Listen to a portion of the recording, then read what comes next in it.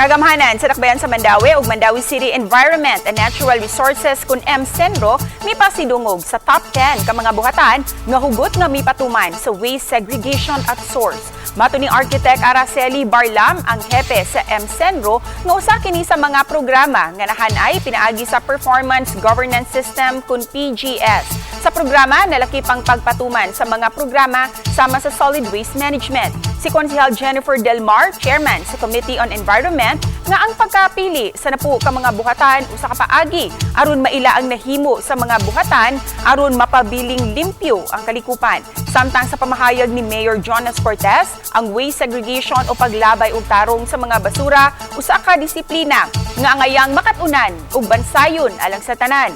Naguna sa top performing office sa waste segregation at source mao ang City Assessor's Office, Department of General Services, City Mayor o City Administrator's Office, City Planning and Development Office, City Engineering Office, City Budget Office, City Veterinary Office, DENR-EMB ug ang ika na po ang Public Employment Service Office.